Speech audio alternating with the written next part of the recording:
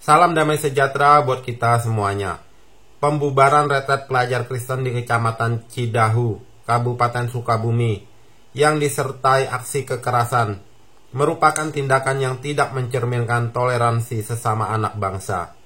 Dan ini merupakan pelanggaran terhadap pondasi dasar negara kita, yaitu Pancasila. Melanggar semua sila dan meruntuhkan semboyan negara kita, Bhinneka Tunggal Ika, yang walaupun berbeda-beda kita harus tetap satu. Jangan sampai tercerai-berai dengan perbedaan. Kita sangat sayangkan masalah intoleransi agama ini terulang terus, karena di masa-masa yang lalu itu tidak mendapatkan tindakan yang tegas. Kadang hukum yang dijatuhkan itu sangat ringan sekali. Jadi hal ini membuat tidak jera di dalam pikiran mereka-mereka yang di luar sana itu ya, yang melakukan tindakan intimidasi, persekusi, masalah keagamaan. Makanya masalah toleransi agama ini sering menjadi masalah dan terus berulang. Sepertinya tidak ada kapok-kapoknya gitu. Tapi kita bersyukur untuk kali ini di daerah Jawa Barat, kita berterima kasih kepada Bapak Deddy Mulyadi sebagai gubernurnya Jawa Barat yang telah turun langsung ke lokasi dan menginstruksikan untuk diproses hukum para pelaku yang telah ditetapkan ada 7 orang sebagai tersangka.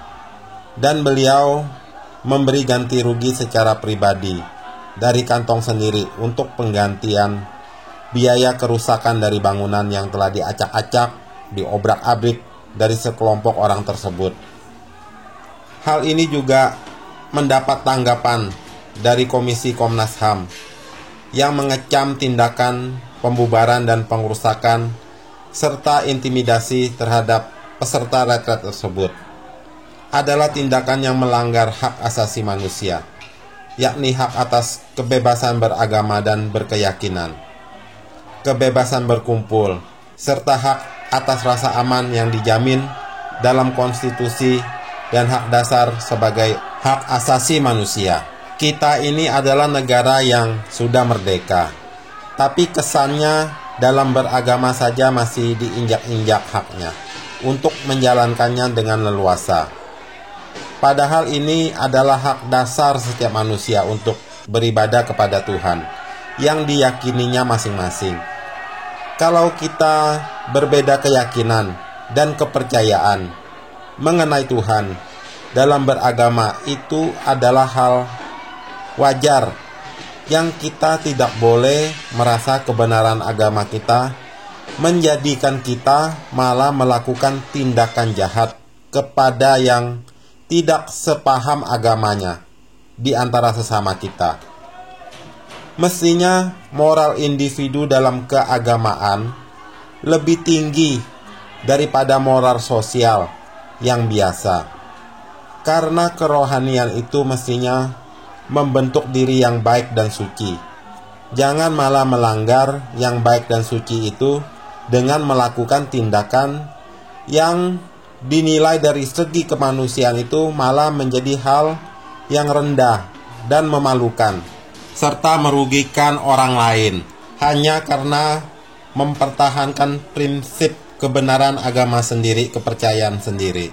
Selain Komnas HAM yang mengecam tindakan intoleransi di Sukabumi ini, tapi kali ini persekusi agama di Sukabumi ini dikecam banyak pihak selain dari Komnas HAM.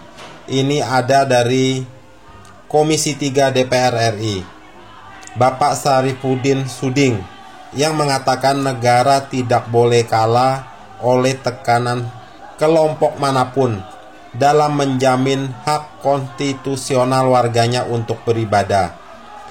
Ini juga bukan semata soal disharmoni sosial, katanya. Ini menyangkut soal kepastian hukum dan keberanian negara dalam melindungi hak asasi rakyatnya. Perlu kembali ditegaskan bagi semua pihak, beribadah adalah hak konstitusional setiap warga negara. Kecaman juga datang dari MUI juga ya, Majelis Ulama Indonesia, dan juga PGI. Kecaman juga datang dari PSI, Partai Solidaritas Indonesia, dan GAMKI, Gerakan Angkatan Muda Kristen Indonesia, dari AJI, Aliansi Jurnalis Independen, Biro Sukabumi, dari ISKA, Ikatan Sarjana Katolik Indonesia, juga dari Bamaknas, Dewan Pimpinan Pusat Badan Musyawarah Antar Gereja Nasional. Juga kecaman datang dari Yayasan Cahaya Guru yang mengecam keras insiden pembubaran paksa kegiatan retret remaja Kristen di Kampung Tangkil, Kecamatan Cidahu, Kabupaten Sukabumi, Jawa Barat pada tanggal 27 Juni 2025 lalu.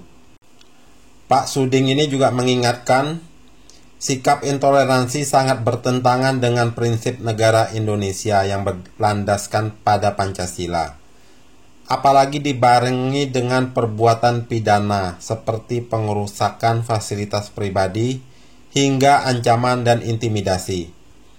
Ketika ibadah yang sah dibubarkan oleh tekanan kelompok, maka yang tercederai bukan hanya minoritas agama, tapi prinsip keadilan dan supremasi hukum itu sendiri, katanya. Adapun akibat perbuatan intoleran itu, rumah yang diketahui milik Maria Veronica Nina di desa Tangkil tersebut pun mengalami kerusakan, mulai dari kaca jendela di hampir seluruh ruangan, pot bunga di taman dan di depan rumah, 2 unit gazebo di pekarangan belakang rumah, kamar mandi di bagian belakang rumah, pintu gerbang rumah, hingga 1 unit motor didorong warga ke sungai. Coba bayangkan. Kita meminta kepada Bapak Presiden Republik Indonesia, Bapak Prabowo, untuk bisa menyampaikan kiranya suatu pidato yang tegas masalah intoleransi agama ini yang sering dilakukan berulang-ulang di berbagai tempat dan daerah, supaya diperingati kepada semua rakyat Indonesia. Jangan melakukan tindakan serupa lagi. Dan kalau melakukannya, maka harus ditindak setegas dan semaksimal mungkin hukumannya.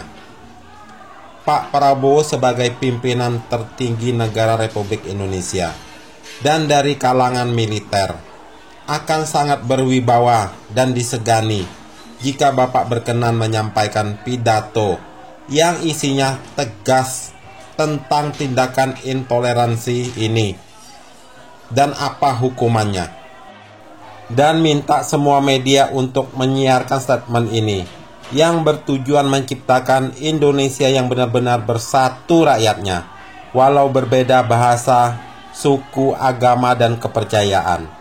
Yang tidak sepaham dengan keyakinan dan agama kita, biarlah mereka mendapat konsekuensinya dari Tuhan Yang Maha Esa atas ketidakbenaran atau kesesatan atas keyakinan mereka. Bukan kita sesama manusia yang menjadi Tuhan, malah berbuat jahat, menghakimi secara fisik, secara real terhadap mereka. Kita ini sudah merdeka dari penjajah, tapi jangan kita yang pihak merasa kuat mayoritas menjajah pihak yang minoritas dan dianggap lemah. Akan sangat lebih baik jika kita mengisi kemerdekaan ini dengan hidup yang damai, aman, sentosa, dan makmur sejahtera. Dengan menghargai sesama kita, sama seperti kita mau orang juga menghargai diri kita, sebagaimana baik dan mestinya.